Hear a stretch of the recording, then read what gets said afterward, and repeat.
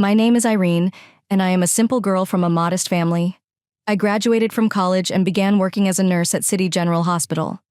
It wasn't glamorous, but I enjoyed helping others and making a difference in their lives. On that fateful day, I was hurrying through the emergency room, arms full of supplies, when the doors flew open. Two paramedics wheeled in a stretcher with a man wearing a torn leather jacket and a shattered motorcycle helmet. "What happened?" I asked immediately, setting down my load and moving to assist Rich Boy on his fancy bike. I lost control. One of the paramedics grunted. "You hit a guardrail. Lucky." His gear kept him from being in worse shape. Dr. Thompson, the attending physician, rushed over. "Irene, I need your assistance here."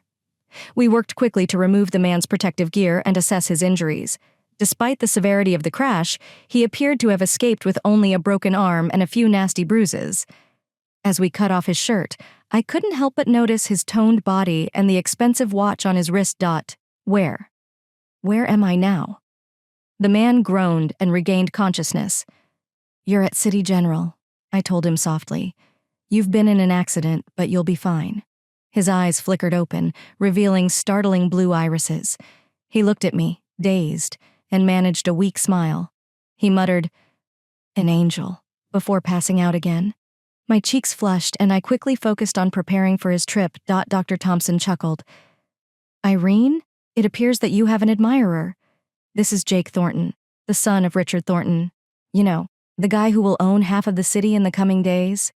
I frequently found myself assigned to Jake's room. He was healing well, but his arrogance was starting to get on my nerves. "Hey, Nurse Angel," he'd call out whenever I walked in. Come and make my day brighter. I would roll my eyes, trying to hide my blush. "Mr. Thornton, I'm here to check your vitals. There's nothing more." Despite his arrogance, something about Jake piqued my interest. He wasn't just a wealthy boy with a beautiful face. When he thought I wasn't looking, I'd find him reading complex financial reports or speaking fluent Mandarin on his phone. On the day of his discharge, I felt an unexpected sense of sadness. I told myself that it was ridiculous. He was just another patient, and a particularly annoying one. "Well, Nurse Angel," Jake said as he gathered his belongings, "I guess this is it. Take care, Mr. Thornton," I responded professionally. "Try to avoid motorcycles for a while."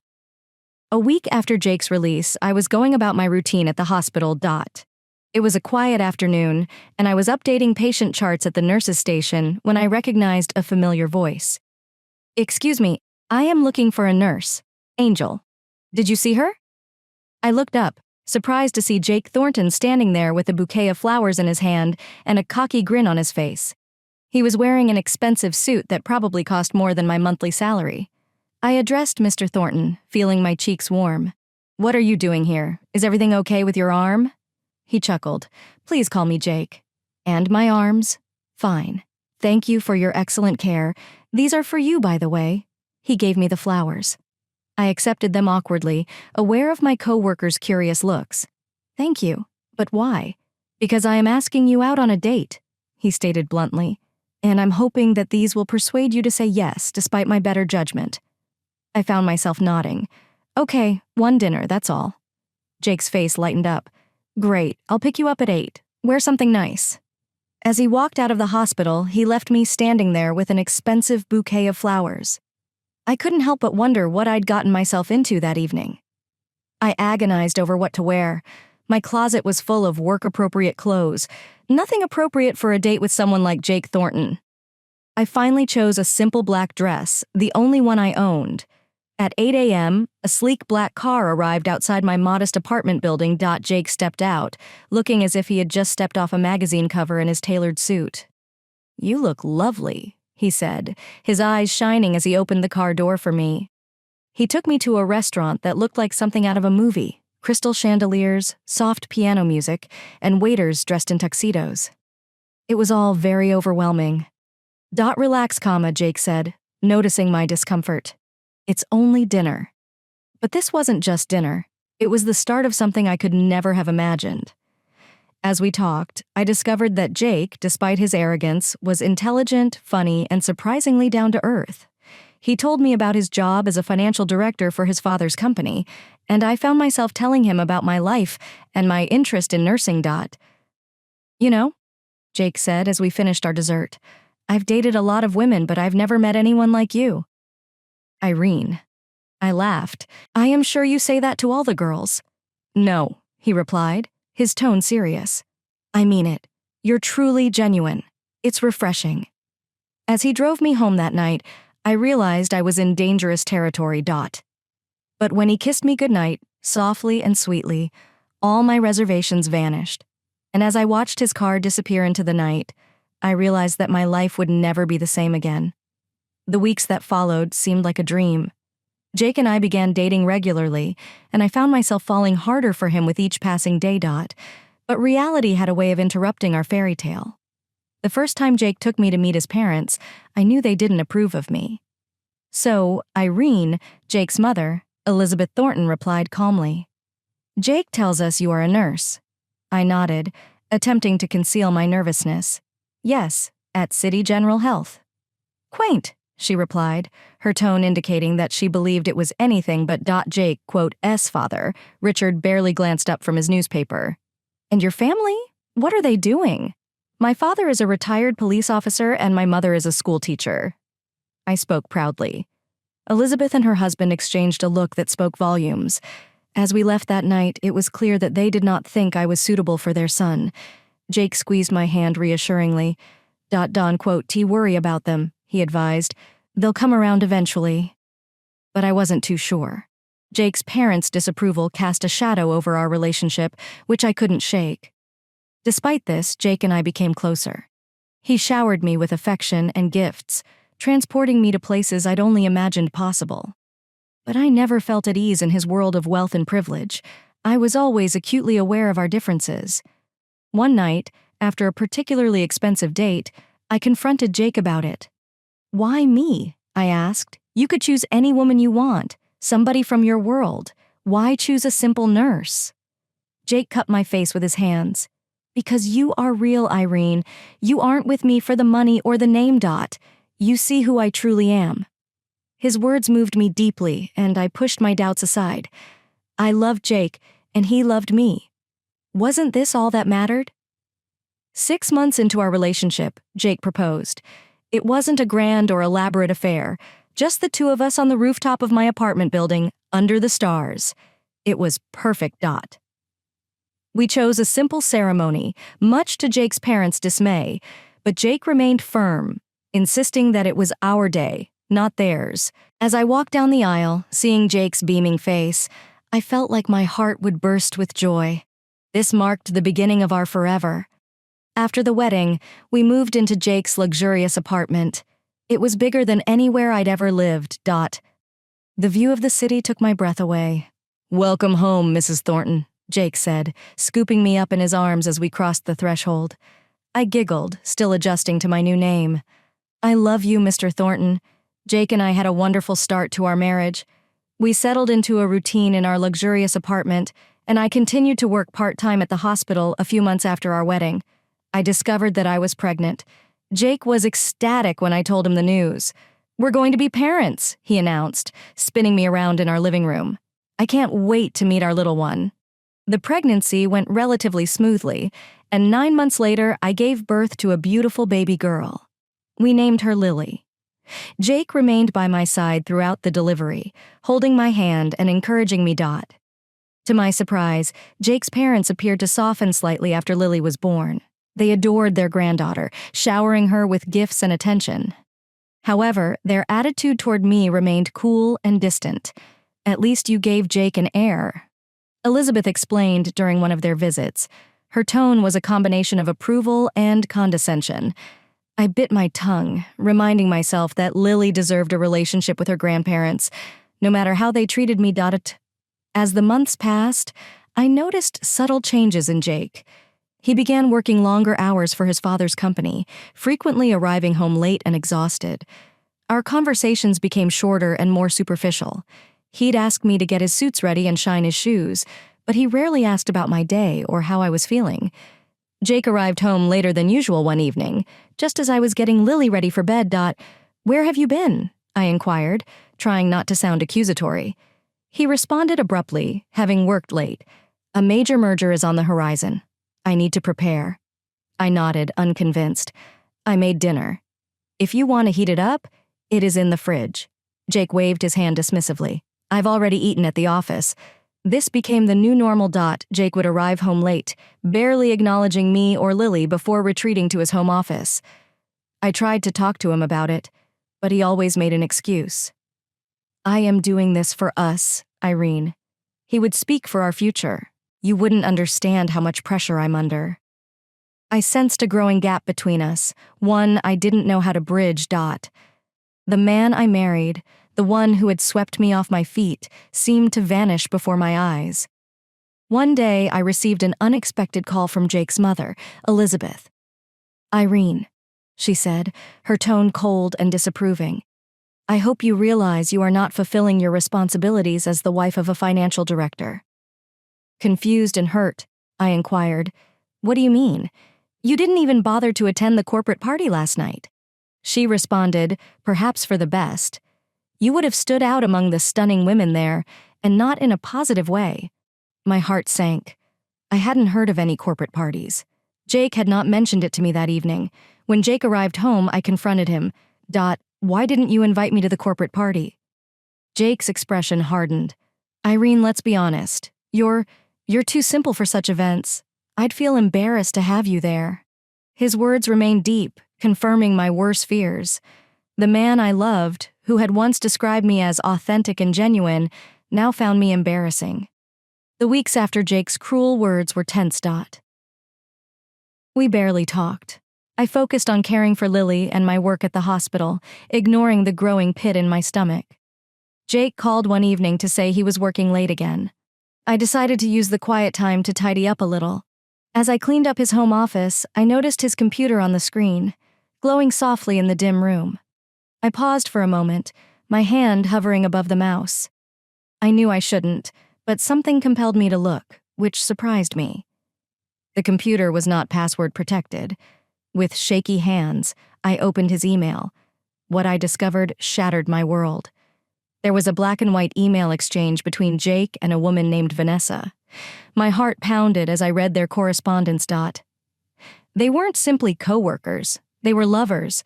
They mocked me, calling me a hen, a fool, and a redneck with no taste. Jake praised Vanessa's bed skills while dismissing me as dull and unattractive, his hands trembling.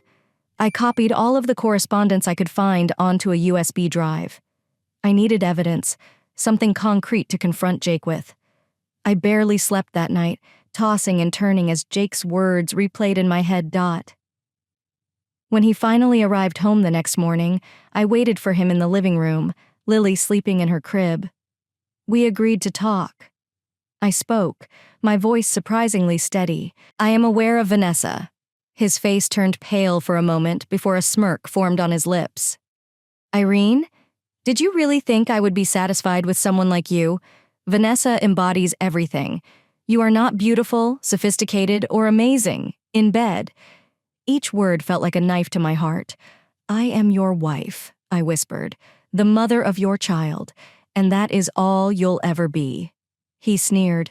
I am not giving up, Vanessa. You will just have to deal with it. Something inside of me snapped right then. No, I replied firmly. I will not deal with it. This marriage is over, Jake. His smirk wavered. You can't leave me. You've got nowhere to go. You do not own any money. I'd rather be poor and alone than remain with a cheating jerk like you. I spat. I dashed to Lily's room, scooped her up, and grabbed the prepackaged bag I'd prepared earlier. As I approached the door, Jake called out, You, going to regret this. Irene, I'll make sure of that. I turned to face him one final time. No, Jake, you are the one who will come to regret this.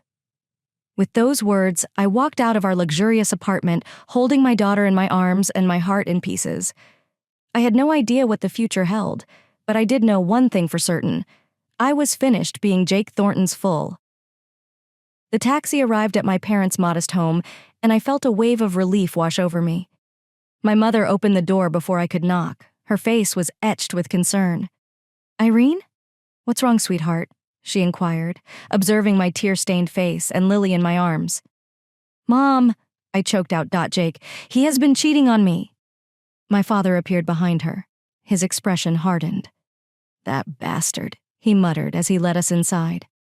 Over the next few hours, I told my parents the entire sordid story.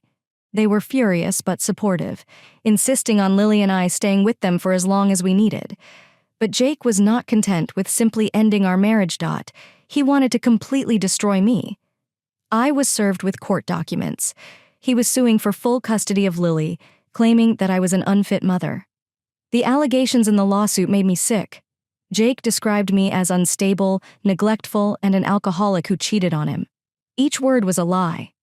But I knew how significant the findings were. My saving grace was the USB drive I had taken from Jake's computer in court. His smug expression faded as my lawyer presented the evidence. The judge, a no-nonsense woman, saw through his lies. In the end, I was granted primary custody of Lily, with Jake ordered to pay a significant amount of child support and alimony. I thought that was the end of it, but I was mistaken. A few weeks later, as I was adjusting to life at my parents' house, a sleek car pulled up outside. Jake walked out, followed by a stunning woman whom I assumed was Vanessa. "I am here to see my daughter," Jake demanded as I opened the door, before I could reply. Vanessa pushed past me and entered the house. She wrinkled her nose as she looked around. "My God, Jake!" she exclaimed loudly. "This place resembles a homeless shelter. These old people are practically worthless." I saw red. How dare she insult my parents, who had embraced me when I had nowhere else to go? "Get out!" I hissed, my voice trembling with rage. "Both of you, get out of my house now!" "Jake!" Space twisted with rage. "You can't separate me from my child, Irene. I will take her from you. Simply wait and see." I slammed the door in their faces. I knew it was not over. Jake and Vanessa would not stop until they had stolen everything from me. I had to fight back. That night, I called my father's old police partner. Now there is a private investigator named Frank. I need dirt on Jake and his new girlfriend. I told him anything he could find. Frank's investigation revealed more than I could have expected. The NSA, it turned out, had a colorful history as an escort. Living off the rich meant money. But that was not all. She was currently embezzling from Jake's business and selling insider information to competitors. Even more shocking, Frank discovered evidence that Jake was far from innocent. He had been siphoning money from the company into offshore accounts for years. I possessed the ability to bring Jake and Vanessa's world crashing down around them, but I would not act rashly. No. I would take my time, waiting for the optimal moment to release this information for maximum impact. It was a calm Tuesday afternoon when my phone rang. I was surprised to see Elizabeth Thornton's name on my caller ID. I answered with some trepidation. "Irene." Elizabeth's cold voice emerged from the speaker. "My birthday is next weekend. I expect Lily to be present. You may accompany her if necessary." Before I could respond, she hung up. I stood there, phone in hand, formulating a plan in my head. This was the opportunity I had been waiting for. As we approached the Thornton mansion, I took a deep breath to prepare myself for what was to come. Richard answered the door. His face was a mask of polite indifference. Irene and little Lily enter. The room was full of Thornton's high society friends, all of whom were staring at me with curiosity. I felt like a specimen under a microscope. The room fell silent as Jake walked in with Vanessa on his arm. His expression of surprise at seeing me was quickly replaced by a smug smile. "Everyone," he announced. "I'd like you to meet Vanessa, my fiancée and future wife." The room erupted. "Congratulations." Elizabeth and Richard fawned over Vanessa, lavishing her with compliments. "Oh, Jake," Elizabeth gushed. "Vanessa is simply wonderful. Such impeccable breeding and education. A much better match for you than well." She glanced dismissively in my direction. I felt my cheeks burn with humiliation and anger. But now was not the time to lose control. I waited until the excitement died down, then slowly stood up. "I have something to say," I announced, my voice steady despite my racing heart. I pulled out the folder from my purse and turned to address the room. "You all seem very impressed with Vanessa, but do you know who she really is?" The room fell silent as I began to reveal the truth. I explained how Vanessa was living under a false identity, how she had no real education, and how she had worked as an escort, sleeping with rich men for money. Gasps and murmurs filled the room. Vanessa's face had gone pale, while Jake looked like he might be sick. But I wasn't finished. And that is not all, I continued. Vanessa has been selling company secrets to your competitors. She's been stealing money from the company's accounts, Jake, so trustingly granted her access to Richard Thornton, whose face had turned an alarming shade of red. Is that true? He thundered, turning to Jake and Vanessa before they could respond. I dealt the final blow. And Jake. Jake has been transferring company funds to offshore accounts for several years. The room erupted in chaos. Richard grabbed Vanessa's arm and practically dragged her to the door. Get out of my house, you deceiver, which he roared.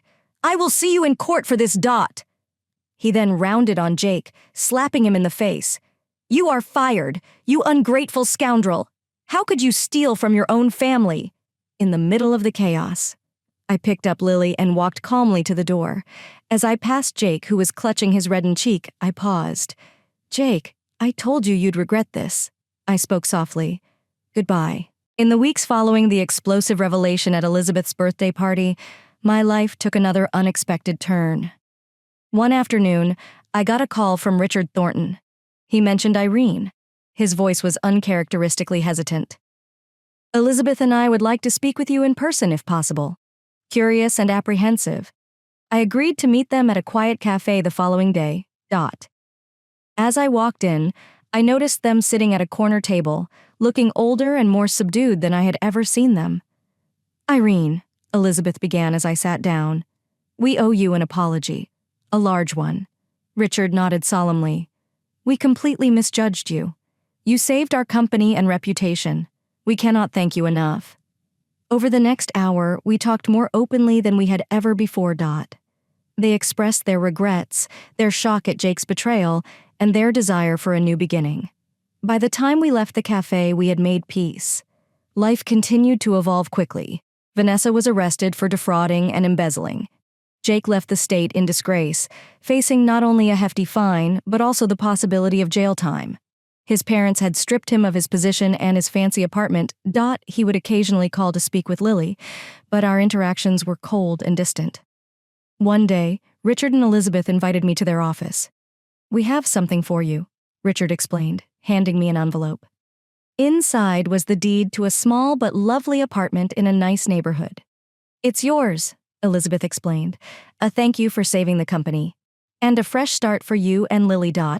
Their generosity surpassed my expectations. I'm not sure what to say. Richard smiled and asked if you would accept it. And there is more. We want to pay for your education. You once mentioned that you wanted to be a doctor. Tears welled in my eyes.